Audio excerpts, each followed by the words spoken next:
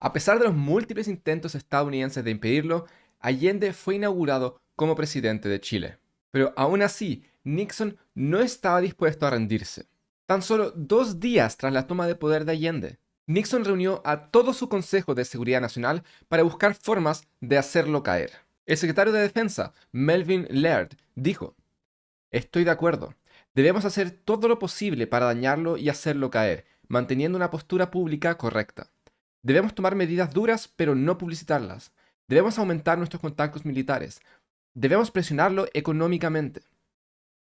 Tras el fracaso del proyecto Fubelt, los estadounidenses tenían que buscar una forma de ajustar su plan. Esta vez, en lugar de tener un pequeño grupo de agentes encubiertos intentando de lograr un movimiento militar en un corto tiempo, ahora una gran parte del gobierno estadounidense estaría involucrado en un esfuerzo masivo a largo plazo para desestabilizar el gobierno de Allende política, económica y militarmente. Kissinger fue clave en instar a Nixon a tomar una postura dura contra Allende. Parte de su pensamiento es revelado en un informe de 8 páginas a la Casa Blanca.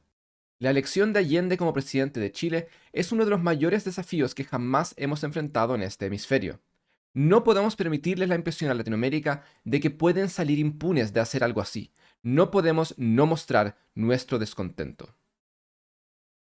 Allende había sido presidente por menos de 48 horas y Estados Unidos ya había autorizado un golpe preventivo.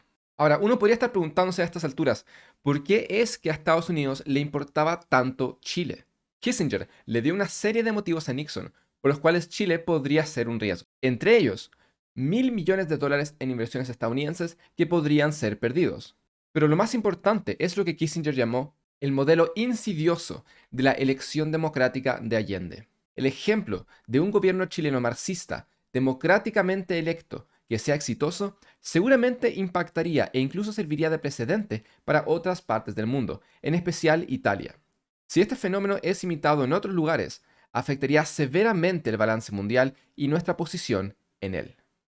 Pero a pesar de la necesidad que sentían por actuar, Estados Unidos tenía una serie de desafíos por delante. Como Kissinger le dijo al Comité de Seguridad en una reunión, Allende fue elegido legal y constitucionalmente. Por tanto, tiene legitimidad en los ojos de los chilenos y del mundo, y no hay nada que podamos hacer para negársela o decir que no la tiene como una táctica para debilitarlo. Es improbable que actúe de una forma que nos permita conseguir apoyo internacional o del hemisferio para censurarlo. Va a proyectar a Chile como un país socialista independiente, no un gobierno comunista o un títere soviético. Nosotros mismos hemos hecho énfasis en el principio de la autodeterminación y hemos hablado acerca de nuestra oposición al concepto de la intervención en asuntos foráneos. Por tanto, nos resultaría costoso actuar de una forma que pareciera violar esos principios. Por esto y más es que Nixon decidió aprobar lo que se llamó la opción C, lo que significaba mantener una apariencia amigable hacia el gobierno de Allende mientras socavaban en secreto a su gobierno. El gobierno de Estados Unidos argumentó que este enfoque reducía el riesgo inherente de la hostilidad pública, que podría reducir nuestra credibilidad alrededor del mundo, aumentar fervor nacionalista contra nosotros, ser usado por el gobierno de Allende para consolidar su posición con la gente chilena y ganar influencia en el resto del hemisferio, e incluso podría impulsar a Allende a buscar relaciones más cercanas con la Unión Soviética de lo que él habría querido inicialmente. Básicamente, Estados Unidos decidió patear a Chile bajo la mesa. Querían formar un bloqueo invisible que haga fracasar al gobierno de Allende, mientras parecía que eran en realidad sus políticas socialistas las que lo hacían fracasar. Nixon emitió una orden detallada del plan. Se deben tomar las acciones necesarias para reducir y acabar con financiamiento actual y futuro de exportaciones estadounidenses y garantías de inversiones corporativas en Chile. Presionar a inversores privados para reducir actividades económicas, influenciar lo máximo posible a bancos para que corten financiamiento a Chile, acabar con programas de ayuda bilateral. Incluso Nixon ordenó un estudio a la Oficina de Preparación de Emergencia estadounidense para que evalúen la opción de vender sus reservas de cobre de emergencia en el mercado para así hacer caer el precio mundial del cobre, una de las principales exportaciones chilenas. Vender nuestra reserva dañaría a Chile. Esto es muy importante. Quiero que el Estado, Defensa y todos lo estudien. Podría ser lo más importante que podamos hacer. Estados Unidos comenzó entonces sus esfuerzos por aislar a Chile y recortó en silencio apoyo y multilateral a un país cuya economía en ese momento dependía fuertemente de sus relaciones financieras comerciales e industriales con los Estados Unidos. Tan profunda era su conexión en ese momento que negocios estadounidenses representaban 2/3 de toda la inversión extranjera en Chile. Más aún, dos empresas estadounidenses, Anaconda Copper y Kennecott, controlaban 80% de la producción chilena de cobre, que a su vez correspondía al 80% de los ingresos por exportaciones del país. Y más aún, durante el gobierno de Frey, Chile se había endeudado por cerca de $1.000 millones a bancos estadounidenses. Y las operaciones económicas de Chile dependían muy fuertemente de créditos comerciales estadounidenses para financiar maquinarias y partes de repuesto para industrias clave que involucraban buses, taxis, camiones y aviones. En un reporte de mediados de noviembre, Kissinger le informó a Nixon: le hemos dado instrucciones a nuestros representantes para que retrasen cualquier acción respecto a los préstamos pendientes a Chile en el Banco de Desarrollo Interamericano, y estamos buscando la cooperación del Banco Mundial para demorar préstamos a Chile de forma similar.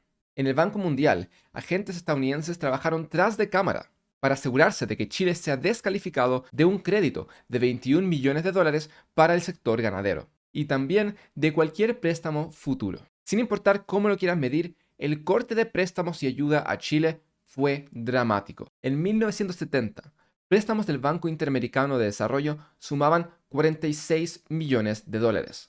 Tras la elección de Allende y hasta el golpe de Estado, solo se aprobaron dos pequeños préstamos para universidades chilenas por un total de $2 millones. El Banco Mundial, que había proveído $31 millones en préstamos al gobierno de Frey entre 1969 y 1970, no aprobó ningún solo préstamo entre 1971 y el 73. Ayuda bilateral, entregada a través del programa AID, alcanzó $110 millones entre 1968 y 1970, pero entre 1971 y 1973, esta cantidad cayó a cerca de 3 millones. El Banco Estadounidense de Exportaciones e Importaciones, que había proveído $280 millones en préstamos y créditos comerciales entre 1967 y 1970, no entregó un solo peso en 1971. Y a petición personal del presidente Nixon, Washington buscó bloquear la capacidad de Allende para renegociar la enorme deuda que había heredado del gobierno de la democracia cristiana. A pesar de todo esto, hubo un área en el cual la asistencia económica aumentó: el ejército. Financiamiento a programas de entrenamiento y ayuda militar se duplicaron entre 1971 al 72 de 1 millón a $2.3 millones.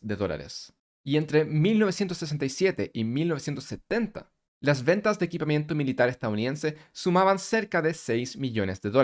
Entre 1970 y 1973, esta cifra se triplicó a $19 millones.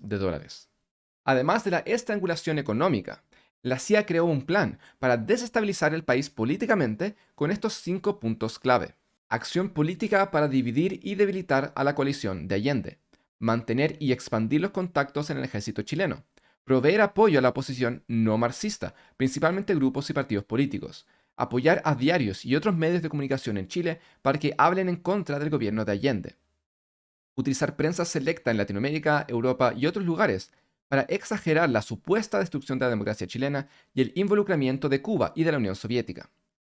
Entre 1970 y 1973, la CIA gastó millones de dólares en extensas acciones encubiertas para socavar a Allende. Más de $3,5 millones fueron enviados a partidos políticos de oposición y organizaciones aliadas, no solamente para influenciar elecciones municipales y del Congreso, sino que también para fomentar y empoderar a la oposición al gobierno. Los agentes de la estación llevaron a cabo una campaña de $2 millones para apoyar económicamente a uno de los principales diarios de derecha, El Mercurio, que terminaría jugando un rol clave en influenciar la opinión pública contra Allende.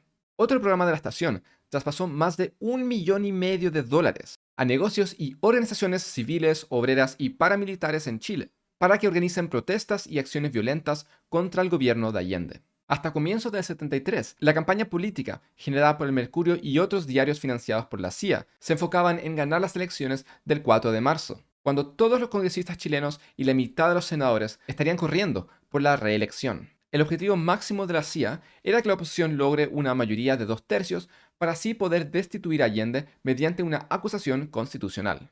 mientras que el objetivo mínimo era impedir que la Unidad Popular de Allende obtenga una mayoría en el Congreso. ¿Cuál fue el resultado de esta campaña? De los 3.6 millones de sufragios, la oposición logró un 54.7%, mientras que candidatos de la Unidad Popular lograron un 43.4%, logrando así 2 puestos adicionales en el Senado y 6 en el Congreso.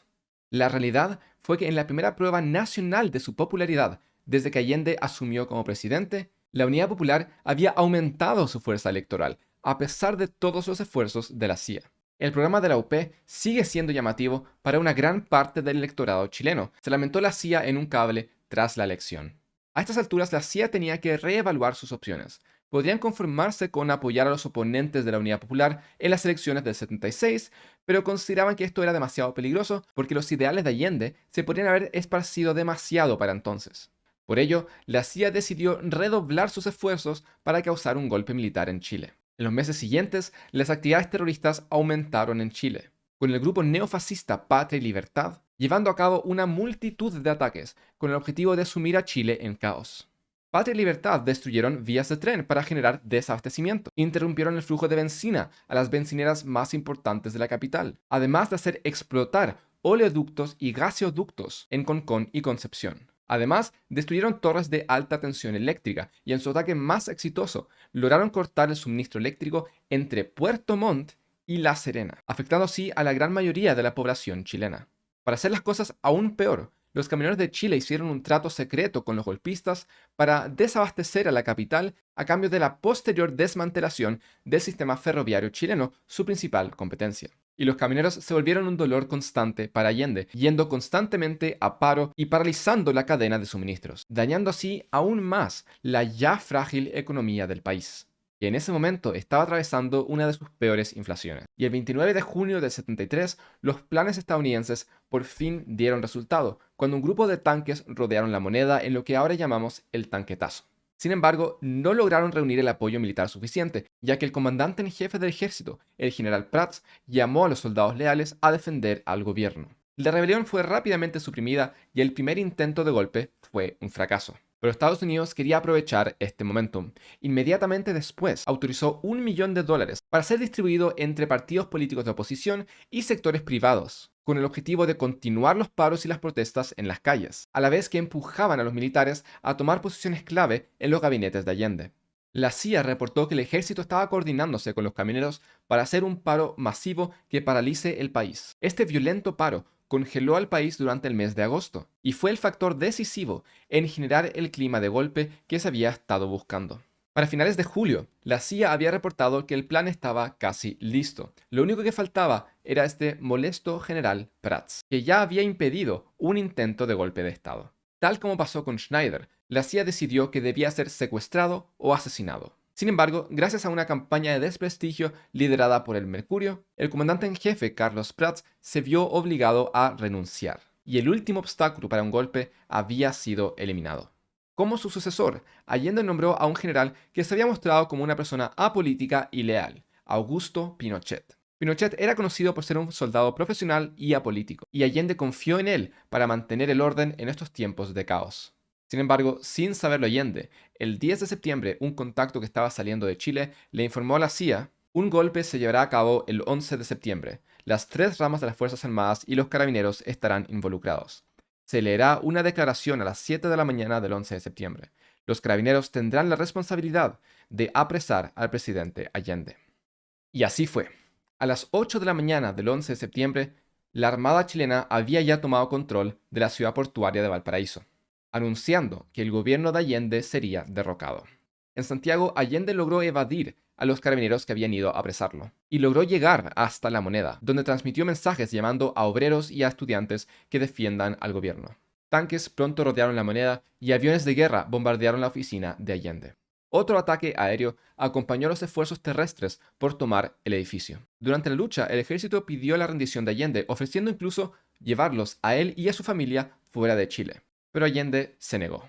Y reportes indicaron que Allende en esos momentos dijo: «Me pregunto qué habrán hecho con el pobre Pinochet», sin sospechar que era Pinochet mismo el que lideraba a los soldados en su contra. Tras transmitir un ahora famoso último mensaje por radio, Allende fue encontrado muerto en su oficina a las 2 de la tarde. No queriendo rendirse y escapar de Chile, Allende decidió tomar su propia vida. Y tuvo razón en desconfiar del golpista, porque en una grabación en la que Pinochet daba instrucciones por radio a sus soldados, se le escucha reír y decir: ese avión nunca aterrizará. Entonces hay que estar listo para actuar sobre él. Más vale matar la perra que caga la oveja. A las 2:30 de la tarde, las Fuerzas Armadas emitieron un mensaje de que la moneda había caído y que el país entero estaba ahora bajo un gobierno militar. Finalmente, el gobierno estadounidense logró lo que quería. Su modelo económico ya no estaba siendo amenazado en Latinoamérica. Pero ahora, el pueblo chileno estaba por entrar en una dictadura que duraría casi 2 décadas y que se caracterizaría por la muerte, tortura, exilio y violación de miles de personas. Dentro de unas pocas semanas, Pinochet creó una policía secreta encargada de eliminar a cualquier opositor a su gobierno. La Junta Militar prohibió todas las actividades políticas, disolvió el Congreso, suspendió los partidos políticos, nulificó resultados electorales, tomó control de las universidades y cerró todos los medios de comunicación excepto aquellos más derechistas y progolpistas. El 16 de septiembre, el sistema de grabación de Kissinger grabó una conversación que tuvo con el presidente Nixon, en donde se lamentaban que no iban a tener ningún tipo de reconocimiento en la prensa por lo que hicieron. En los tiempos de Eisenhower, seríamos héroes.